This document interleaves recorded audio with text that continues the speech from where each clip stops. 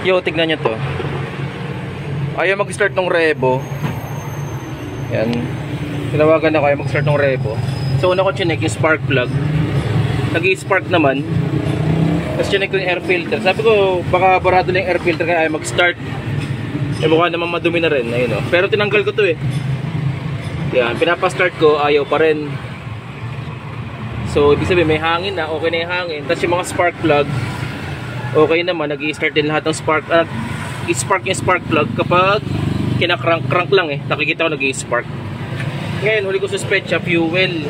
So tinrace ko yung fuel. Ito yung ano, ito yung mga injector. Ayan.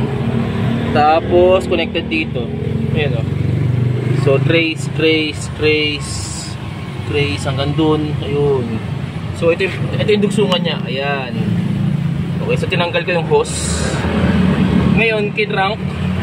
Walang lumalabas na fuel. Sige nga, crank mo ulit. Start mo ulit. Walang lumalabas na fuel. Sa isa pa. Okay na. So walang lumalabas na fuel dito. So baka may problema is yung fuel pump. Ganito pag start mo, tapakan mo ng konti lang yung gas pedal. Hindi ka naka-neutral Sige nga, i-neutral mo nga. Naka-neutral yan. Galaw-galawin mo. Okay na, sige, naka-neutral. So, pag sinabi kong start, tas tapakan mo ng konti lang laro-laruin mo. Yan. Tingnan nyo. Yan, ganyan. Sige, laro yan, ganyan. So, pag in-sprayan ko ito ng WD-40, tingnan nyo. Sige, start. Start ma. Sige, start.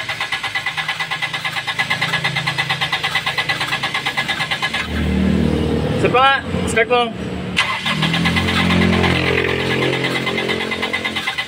Wala na. Kanina may start pa pero ngayon wala na. So wala talagang lumalabas na fuel. So most likely may problema is yung fuel pump. Okay, fuel pump yung problema na to. Ako hirap pa naman ibaba nun. Sige, yun lang. So andito tayo sa ilalim. I-check ko tong fuel filter. Ayan, itong part na to. Kasi baka nga naman barado lang to. Sana gumagana yung fuel pump. Tas fuel filter lang para madali magpalit. Ang hirap magpalit eh. Tama ba? Fuel filter to. Ayun. Ayan, ito tinanggal ko na. Ang tinanggal ko lang itong dulo. Ayan. Ito kasi ay papunta. Ito, ayan papunta sa tangke. Ayan, ito. Ayan, ito. So pag kinrank to, dapat ay unexpected natin, dapat may lalabas na fuel dito. So ibig sabihin, pag may lumabas na fuel dito, nagpa-pump si fuel pump.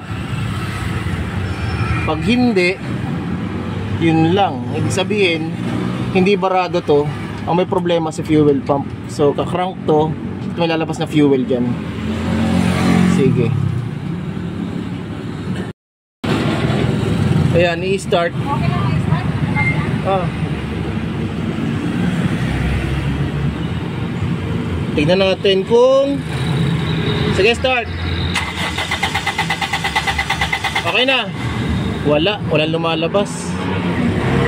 So, may problema sa fuel pump. Next checking. Ito, kinabit ko sa negative. So, tester natin lahat ng fuse. Ayan. Ito yung titignan nyo. Yung takip. Ayan. Okay. So, ngayon, di natin alam kung nasan yung fuel pump dyan. So, testing nyo lahat. So, buksan nyo lang yung sasakyan. Ignition on lang. Ayan. Tapos test nyo. Ayan, may ilaw. Mayroong supply. May supply. So, lahat gawin nyo. Ayan. Meron. So lahat gagawin nyo dito. Okay. Yun yung pinakahuling test na, isa sa mga huling test natin. Last checking dito sa hood. Ito, most likely not ma-check kasi visual check na lang. Titingnan nyo kung buo. Right now buo naman. Okay. So kung may tester kayo, pwede nyo check yung resistance. Pero buo naman siya. Ngayon, yeah. Conclusion natin talaga is dahil walang nagpa-pump na fuel dito, is fuel pump yung problema ng Revo. Anyway, nagpalit na rin naman ako ng fuel pump dati nito eh. So most likely, replacement yung kinapit ko. So baka yun yung bumigay talaga. Yan, okay? Sige, yun lang. So ngayon, ayan, naghahanap kami ngayon ng magtutulak. Yan, ng sasakyan na, ng sasakyan. Yan, hanap kami magtutulak ng sasakyan. Ito lang na may bahay namin eh, Tibag. Yan. So waiting na lang tayo sa magtutulak ng sasakyan dito. Kasi wala na eh. Medyo mahirap na maghanap ng fuel pump ngayon dito, lalo't linggo. Pag sa Calamba, alam ng mga taga Calamba yan. Pag linggo, sarado na yung mga auto supply. So kailangan ko lang na magtutulak. Ito na pala. May nahanap na si mama na magtutulak. Isa lang, ayun dalawa. So mukhang okay na. And yan, tulak-tulak na.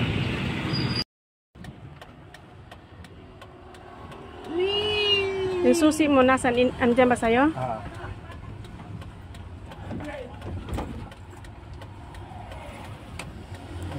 So idagdag ko lang, hindi ko na-check yung relay ng fuel pump. So nandito yun sa may right side ng dashboard natin. So kailangan nyo pang baklasin yung dashboard para makita nyo yung fuel pump. Okay? Then next, isa sa mga suspetsya ko kaya bumigay yung fuel pump na yun is because si mama kasi sa si Luis palaging half tank lang or parang minsan nga parang 300, 500 lang yung pakarga.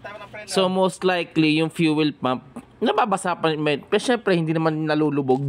Okay, hindi naman nababasa ng todo, which is syempre kung hindi masyado nababasa ng gasolina yung fuel pump is mas nag-generate ng heat and mas umiiksi yung buhay.